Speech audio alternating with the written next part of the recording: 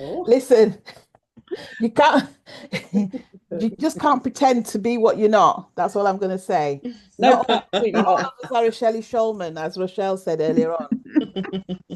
So, hello, everybody. Welcome to the panel. Today, we have got a very interesting topic.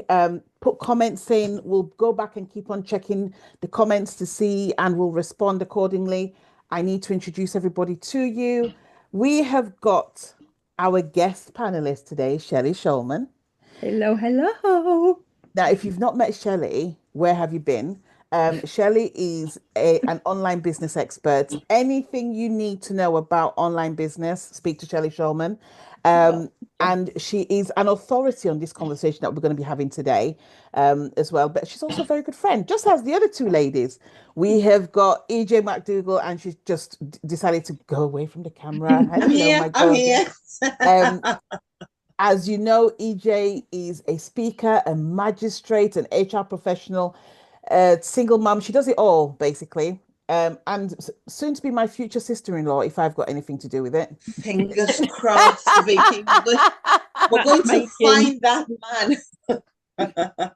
Ah, and we have Rochelle Gilburn, who is, oh my goodness, what isn't she? She is a LinkedIn whiz as well as a property whiz, and she's doing some incredible things. She's also my accountability partner as well, which she doesn't get paid to do, by the way, and stuff. So Just means we chat for hours every week. yeah, and try and get ourselves on track with everything and stuff. So yes, and of course, I am Victoria Dioh. I am here to help heal all of you one person at a time by using intuition and purpose to make sure that you can fall in love with your life again because that is what you deserve. Now, today, by the way, we are here every Wednesday at 12 o'clock on unless otherwise informed. We are missing Liz Bateson today because she's double booked. She was so upset last night, bless her. I was like, seriously, don't worry about it. We'll get a guest panelist in. So, and as life has it, it works out in a great way. So, today we are talking about mental health. yes. Um, I've spoken to each of you individually, and we've all had moments where it's impacted us. It's also something that we don't talk about often enough. Even though it is now become, I call it sexy. And when I say sexy, not in a great way, but it's become acceptable and almost palatable to say, but still, it can be quite isolating. Yeah. Um, I'm going to go to you, Shelley, first, because I know you've experienced this and we've had really in-depth Yeah. conversations. And it's also not my story to tell. How has mental health affected you? So I have lived with mental health. I don't like to say suffer from mental health. I like to say I live with mental health, and I have lived with it personally since my eldest was born. So that was the year 2000. I suffered from postnatal depression. I was really quite bad with it. And then later on in life, I was diagnosed with bipolar, depression, anxiety. So I now take happy pills, as I call them, my happy pills. But it has been something that I've lived with for a long time because my dad's also had mental health issues, um, as did my mum. They both exhibited them in different ways, but it was something I was bound to inherit. Mm, You know, most people get a house, a car. I get mental health issues. Very kind of them. And it has been something that it has taken me a long time to not come to terms with, but to learn how to manage. And I think a lot of people, I've had therapy. The first time I had therapy, it didn't work for me. But what I have learned is that actually, yes, I take my happy pills. That's fantastic. But there's also other work to do. So it's things like changing the external influences if if you can. So I remove certain people from my surroundings.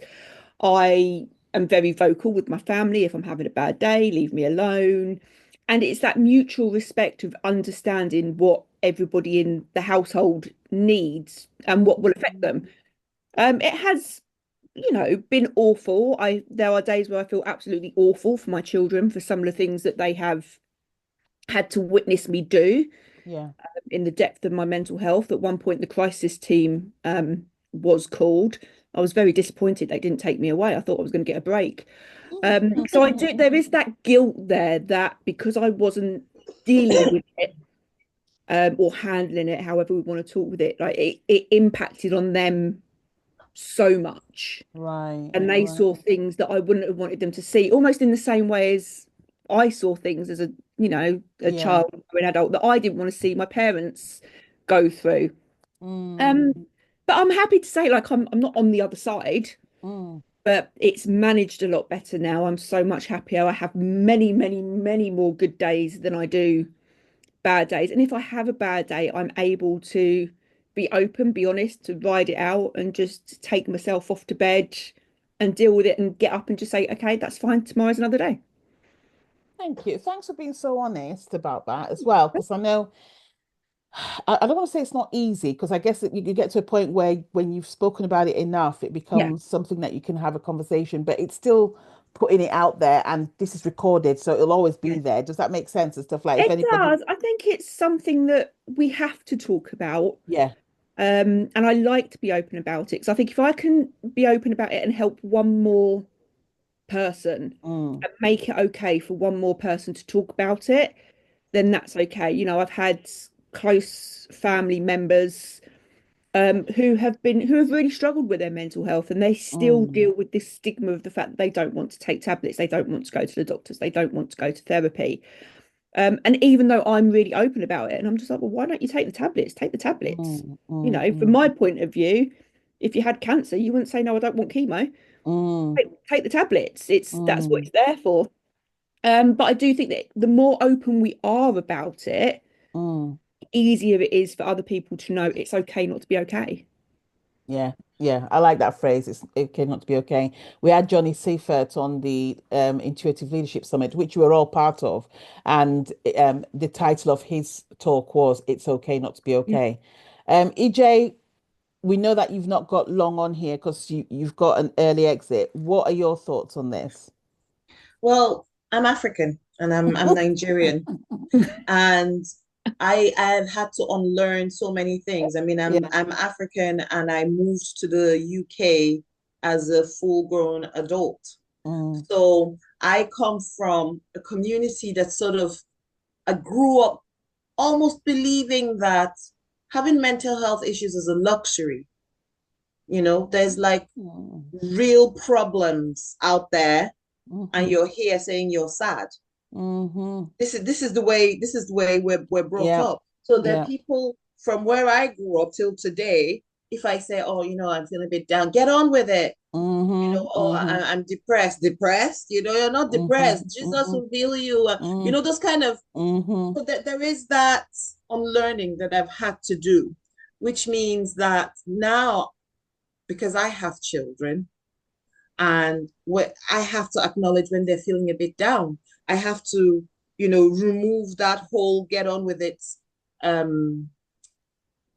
ethos. I have to unlearn that. And just like you, Shelley, when I had my first child, she was born 3 months early. So we were in hospital for a few months. She came out and she was on oxygen for many, many months. And we had all of that going on. And the hospital where I live is so good that they put me at the front of the list for counseling. And was it CBT? CBT? Yeah.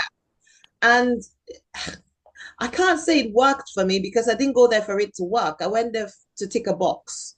I attended, and she would say things like, so what's the level of fear that brings up for you? And if I say 2, then I could go home quicker. If I said 10, they should be like, oh, there's a lot of fear. So I just sort of led the method to get out of the process. And I don't think I would openly admit to my parents or openly admit to somebody from where I grew up to say, I have, I'm struggling with my mental health. It's not something I see people do it. Like, like Shelley, you've been so open, and I've just felt, wow, that's made me feel validated. When I hear other people talk about these struggles and I hear that they're able to live life and they're able to get on with it in the right way with the right amount of support, that makes me really happy. But I am not quite there yet. I'm not quite at the point where I can openly say to someone, I mean, it's the same with neurodivergence. I know I'm on the spectrum, but I will never go and get diagnosed because Mm. it's not what we do. So I'm here really to hear what you ladies have to say, because I'm on that journey to acknowledging that mental health is equally as valid and as important as physical health. Yeah. Love that. Rochelle. Okay, where do I start? No. The thing that comes to mind for me is, so I feel like the majority of my life I've had quite strong mental health, but at one stage when I was about 21, my nan passed away. I was in a difficult relationship. I was probably I suppose 21 is a big transitioning stage of being like a child into like having a full-time job, having the pressures of everything else on top of me, and I was just really, really down, crying all the time. So I went to the doctors. My Victoria was telling me off earlier because I should have gone to the doctors because I banged my head and got concussion the other day, and I'm not very I'm the opposite. I hate going to the doctors. If I can avoid it, I'll avoid it at all costs. So my mom practically forced me to the doctors, and they gave me tablets, and they gave me counselling, and I hated the counsellor. I felt like her life was more chaotic than mine, and I was like, who are you to try and teach me how to be happier when you don't seem to have all your stuff together yourself? And at one time I was going to be late for work, and that was causing more anxiety going to counselling because I didn't want to have to explain to work that I was going through this state of depression. So I'd asked her if we could do the appointment earlier, and she said, yeah, no problem, I'll be there for 8:30. And I arrived at 8:30 and she didn't turn up until 9. So by that point I just like I was ready to sort of explode, and it weren't a good experience. So I went back and I got the cognitive behavioral therapy, which worked a little bit better. I quite liked like the sort of the ethos of it, and the woman who was is doing it was much she seemed like she got a life together, so I was more willing to take the advice from her. But it's still the tablets and the combination of this, I still didn't feel like I was back to my old self. I can remember actually going in to see my doctor, and I had the same doctor from being born to being about 23, 24, and we couldn't really anymore, but he knew me. And when I went in, he was like, you always come in and you're smiling even when you're not feeling good. And it was like, I can tell you're not yourself. But despite all these like medical interventions, I ended up going and getting hypnotism and lifetime therapy. So my mum had been to see somebody, and it was for her to stop smoking, and she just literally walked out of there having smoked for 20 odd years, now being a non-smoker. So he offered the timeline therapy. I went there and I came out, and it felt like a weight had been lifted off my shoulders, and all of a sudden I was noticing like the blue sky and all the positives that I'd got in my life. And it didn't take away, like, my nan had still died, I was still in a difficult relationship, but it just made it easier to deal with those things. And I do think that having that intervention at that time has then helped me going forward in dealing with other things. Like last week I talked about when my husband passed away, and obviously that was a massive trauma. And I think while some of it was dealt with by bottling it up, I think also just the positive, I don't want to say positive outlook, because I think that doesn't take away from the bad things that happen, but that realizing like life's too short and we need to make the most of it, and everyone's doing the best that they can with what they've been dealt. Yeah. See, I've got a bit of, I think, everybody in here and stuff. So when EJ says that I'm African, I am, that's where my forefathers are from. And even now, I know some Cameroonians who, when you say, well, they're struggling mentally, they go, what mentally and stuff, they're like, that's just an excuse. And it's not seen as, it's almost like shameful if you It's say like that you you've got failed. yeah, It's a failure, isn't it's it? a failure. So it gets rubbished quite a lot. Mhm. And then they're scared. No, not scared. Then they're shocked when somebody takes their own life. And they Yeah. go, God, what would have happened? Because again, that's also a taboo. It's almost like, oh my God, what could have happened? It's like because nobody listened to them when they were Yeah. crying for help and what have you. So there's a lot of that. So with mental health comes the shame, the guilt, and everything else. And also, as someone who, I'm a single woman. So it's like when you get to those stages and stuff, there's nobody to talk to. And in my experience, it's like, well, who do I speak to? And when I say who do I speak to, it's not just about having a friend to speak to, it's about having somebody that will understand. So I went through something last year where that was it was probably the most trickiest year of my life last year. And at one point, I remember driving and just crying and just like literally just sobbing. And I was like, and I could think, but I was like, I know I need to talk to someone. And I know I need to speak to someone who I knew what I needed. I basically needed a me, right? And I say this to Mhm. my friends and they laugh at me. I'm like, I needed a me to literally hold a space.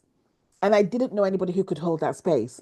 So I rang my doctor and I said, listen, I need to talk to someone because I feel like everything's falling on top of me and stuff. And it wasn't about necessarily, yes, it was mental and yes, it was health, but it was literally, I just needed somebody to tell me that there's somebody who is specialized to speak to someone.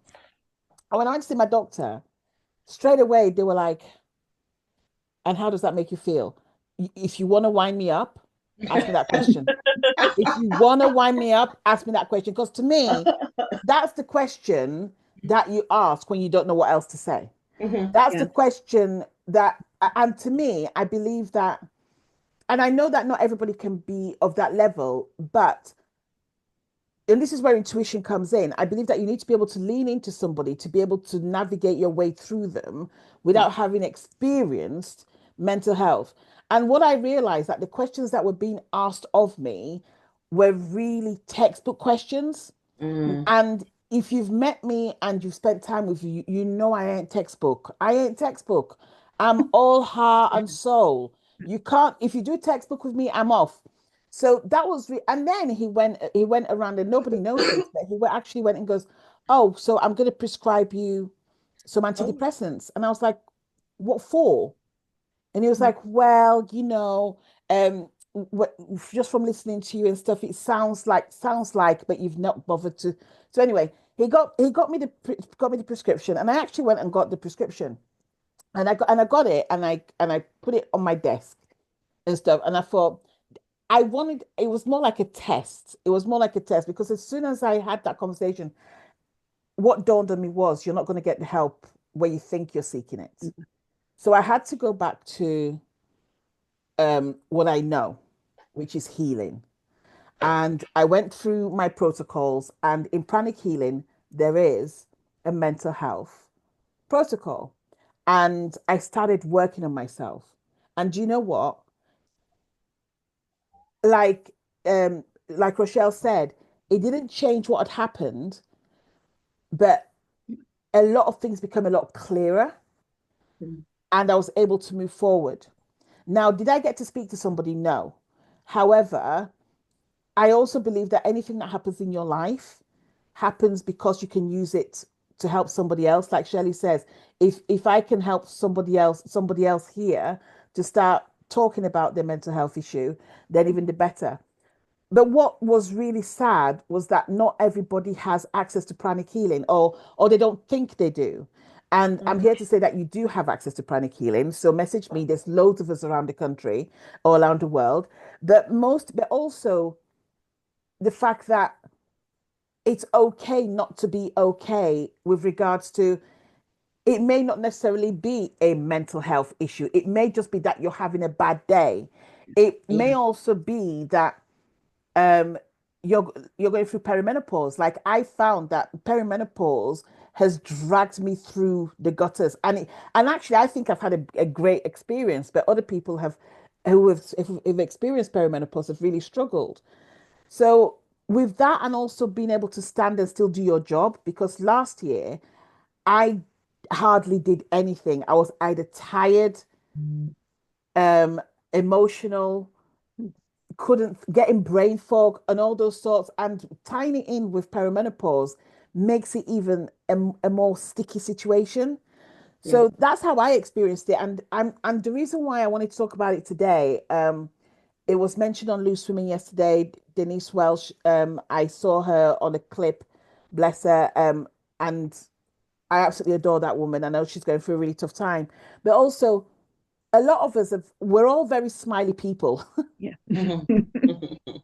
aren't we? We're very smiley Mm. people. So I wanted to debunk that myth that just because we're smiling, it doesn't mean that we're not going through our own stuff.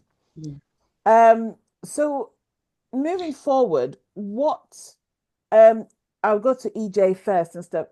Um, what is your biggest takeaway with dealing with mental health, especially because you're a mom, you're a single mom. Mhm. What are the things that you keep that help you keep on top of things at Yeah. home? So in terms of, I've started trying to, I'm not a very routine kind of person and I'm not a very organized person, but I'm trying to live more naturally. And what I mean by that is I'm trying to live cyclically. Mm-hmm. Cyclical living is a concept I've come across recently where, so usually by now, I'll be completely downcast that my New Year's resolution have all disappeared. Yeah. But Mm, then I came across this concept where actually, do you know what? It's not natural. Our Gregorian calendar, where January is the beginning of the year, actually does not make sense. We're still in hibernation. mm, Nature is still in hibernation. So yeah. I'm ready to burst out during spring. So during these winter months, if I'm feeling a bit down, a bit gloomy, I'm not as productive as I usually am, I'm no longer so hard on myself, and I'm not striving to try and overcome it as much as I used to because I'm a natural being. I am Mm, still in hibernation. In mm, spring, as we're coming into spring now, my energy is going to grow and I'm going to try and get things done. But then also using my cycle, I'm trying to be more in tune with my cycle as a woman because I know that during ovulation, I'm going to feel pretty. I'm going to feel like a go-getter. I'm going to go out there and I'm going to do. But also I'm learning that during after ovulation, when there's a surge of is it progesterone, then I might become a bit more snappy at my kids. I might become a bit more short-tempered, and I feel like I'm the ugliest person on the planet. So I'm trying to not be hard on myself and to recognize as a natural being, as mm, an, in the nicest possible way, as an animal who Yeah. lives on this planet Earth. I need to be in tune. I'm trying to learn to be in tune with all of that. So on days when I'm feeling down, I like to identify what it is. Am I feeling mm, down because of my cycle? Has there been a specific trigger? Has mm, something happened, to make me feel this way? Has somebody said something? Has something not happened? So that's my biggest tip. If I was to give anybody a tip based on this issue, is put a name to it. What is the mm, problem? Because sometimes we're just like down and we hate the world and it's just rubbish. mm, And that's valid. But if you want to help yourself, you want to be gentle with yourself, and you want to find a way out of that phase, is to name it. Sometimes I say to myself, I'm just feeling down because I'm feeling down today. So therefore, I'm just going to do whatever makes me feel better today. Tomorrow, I may feel like drinking water, being productive, doing a career thing, whatever, be a go-getter, super mom. Tomorrow might be that day, but today is not today. But for me, I need to put a name to what the situation is. And once I put a name to it, then I find that usually if I know what it is, then usually I have an idea where the solution could come from. mm. I like that. Shelley? It's a weird one for me. So I had quite a traumatic year Mm-hmm, last year. mm-hmm, Stuff happened and it impacted my family quite a lot. And we've all had to navigate our way through that. But I saw an interesting post on social media today, and it was talking about mental health days.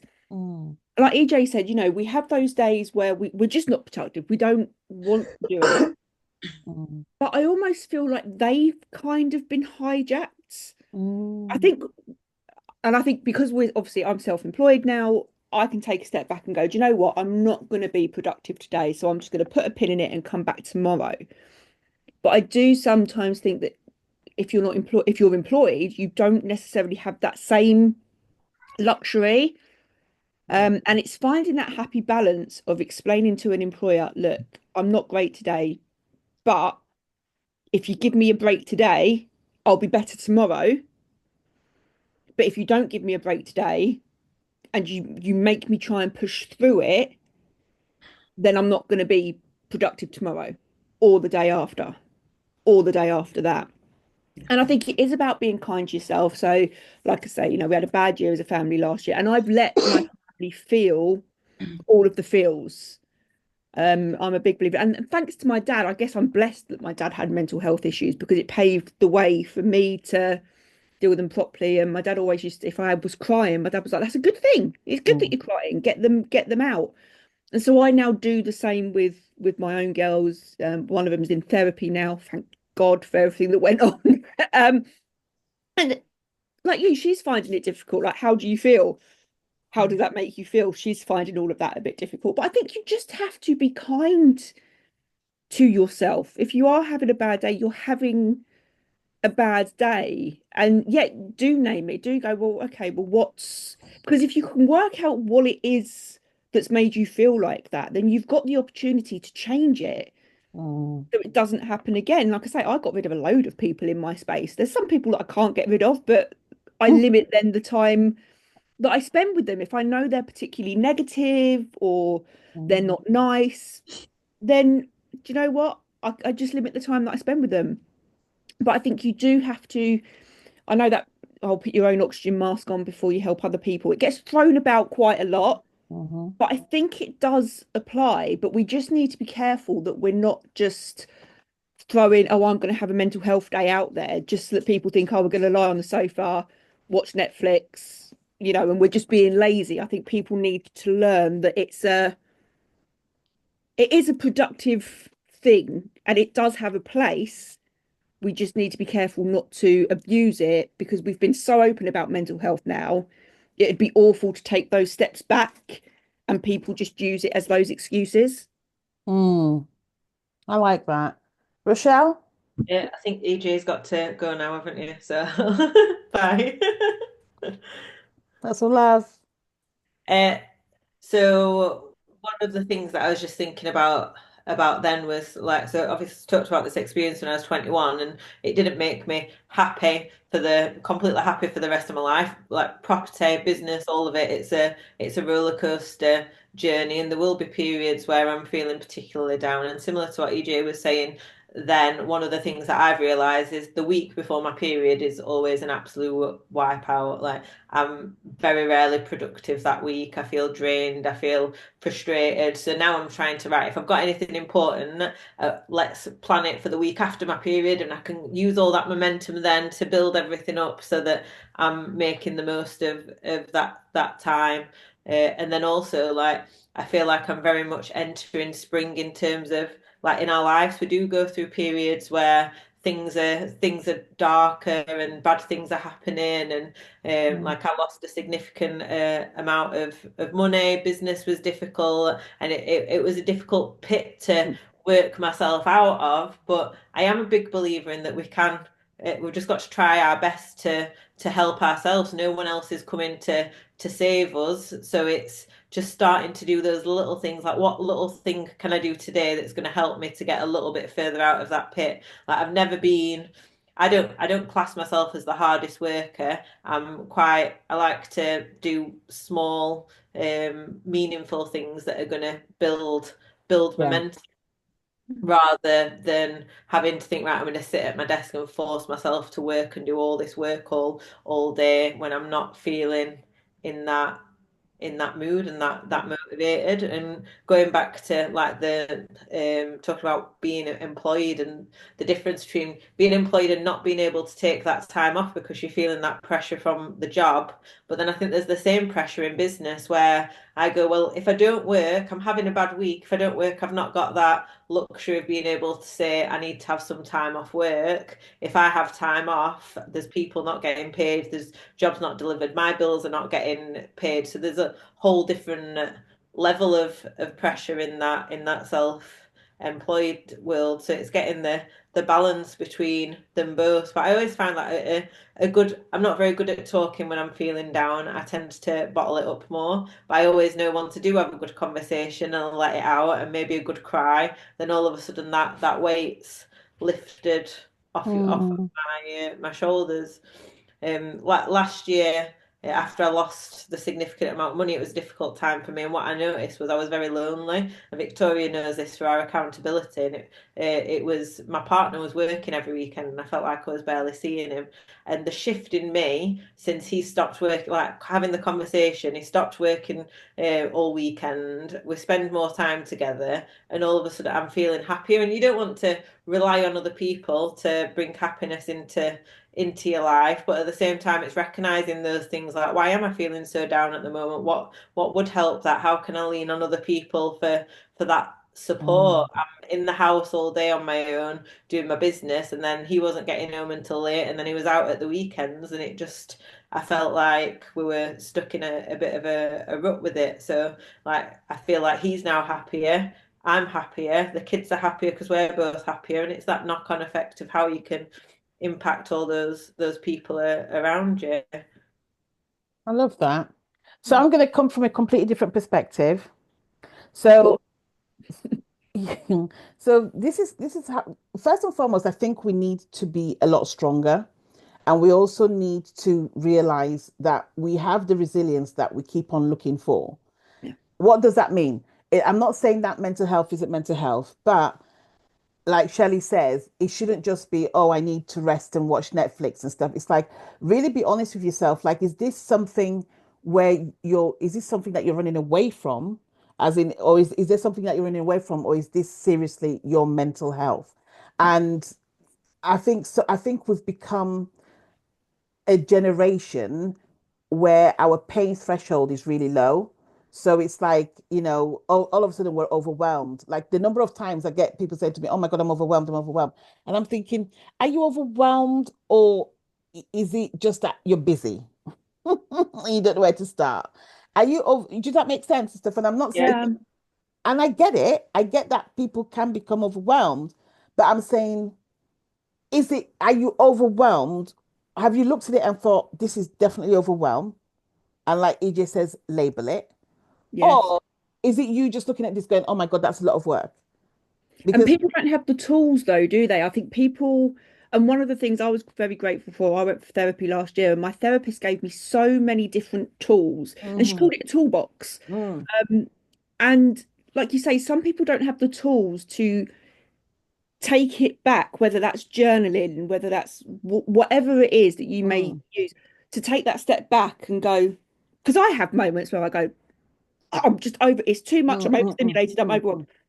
I'm not overwhelmed. What I need to do is take a step back and go, yes, there's a lot of stuff on my to-do list, isn't there always? But I just need a plan. yeah. And I get some people can't get out of that. I do understand that. But sometimes we need those tools. And I think people sometimes are just lacking those tools or that knowledge to go, right, what do I need to do? For me, I need to take, it may sound completely alien to people, but if I'm really, really busy, I need to stop.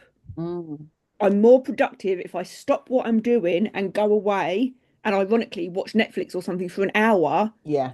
To switch off and then come back than I am if I keep pushing through. Yeah. If I Mine keep is friends. anything.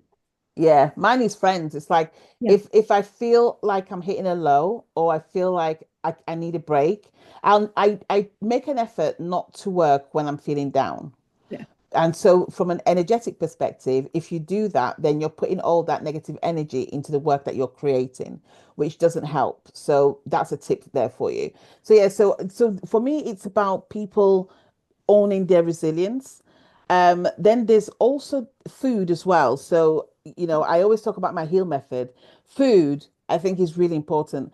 The less processed your food, the more clearer your mental health will be. If you are looking at processed foods and if there's anything in your kitchen that you can leave in your kitchen after cooked and it can stay there for an extra like 2 weeks and not go off, there's a problem, right? Go fresh, fresh, fresh, fresh, fresh. The fresher the food, the better. It definitely does help. It clears your mind energetically. It's so much better than processed food. I know some people can't afford it and stuff, but if you go to like a local market, the produce there is even cheaper than what you can get in the supermarket. So that's one tip I would always say, and that's something that I really make an effort doing at my home is fresh food no matter what. And it doesn't mean that you can't cook the food. It just means that, choose, I don't know, even and it's not about carbs or proteins here. So I would say choose a potato over pasta. Yeah. Yeah, because the potato is still fresh, pasta's not. And stuff. You don't, it's like you could go all the way down and find out where those potatoes were planted and harvested. You'll never be able to find out where the different ingredients that make the pasta came from because they're a processed food. Um, and then what else was I going to say? There's also the fact that sometimes the energy that you're feeling, so you feeling down, it's not yours. What does this mean? Yeah. You could walk past somebody and somebody is down and that energy and aura is so high and so potent that it can impact you and you feel down and you don't know why. And you go, I was smiling 2 minutes ago. Why do I feel down all of a sudden? It's a really, if you ever struggle, let me know. But it's a really something to be aware of. It's not always yours. It's not always your pain. It's not always your mental health. It could be somebody else's that you have energetically inherited or you've been infected or contaminated and you don't even realize. So and then you panic because you think, oh, so Khloe Kardashian actually raised a good point about that in a book that she wrote many moons ago. mm, And she said something about road rage. mm, And she said there's like a road rage, like you're driving, somebody has a go at you on the road, and then you're suddenly like, well, what did I do? Because yeah, after road rage is like, well, I didn't do anything wrong. They were just having a bad day. And then they take that bad day out on you, and then that in turn gets you more anxious. mhm, So then you end up driving badly or whatever. And it was a really interesting way of looking at it. Like, don't let somebody else's bad mood control your day. mm, And I think we are guilty of that. And so that's why if I know I'm having a bad day, I'm very open with the family mm. to just say, look, just leave me alone, not because I don't want to do something I'll regret, but also I don't want my mood to impact your day. And I find that a lot in my house because we've got a Mm. lot of different personalities. Victoria will know. And I try really hard. If I know they're in a bad mood, I try and distance myself, not because I don't care. Yeah, It's not that I don't care, and I don't love them. It's just that, like you say, my energy level is at a certain point, and I don't want to absorb that. I need to go on. So I just can't be around that energy. Not in that I don't love them way, just in that I've got to look after myself. yeah, you've got to protect your energy, but sometimes you may not even know that you're feeling down Yeah. and they can get contaminated by it, which Yeah. is why, again, I can't talk about pranic healing enough. It's like I always say to people, always lean into pranic healing, if nothing else, to understand how it can help you. There's other tools out there, but the one that I've trialed and tested has been pranic healing, and it's made a huge amount of difference. Also, lastly, I also wanted to say, um, we need to stop making people feel guilty because they're experiencing mental health. Yes. So there are people out there who pretend they don't have mental health. Um, I know quite a few who pretend they never have down days and everything else. And and again, that's a shame thing. But then they also make other people feel bad for experiencing it. And we need to find a way, not just to say that we're being compassionate, but to act compassionately. Um, and guide people into a space where they can get looked after. Yeah. Yeah. It's one of the reasons why everything that I teach, I didn't bring it with me, but I always bring um my my crystal or my hands And also, and I also have a bucket of salt and I will do healings even on courses because there are times when people just ain't feeling it.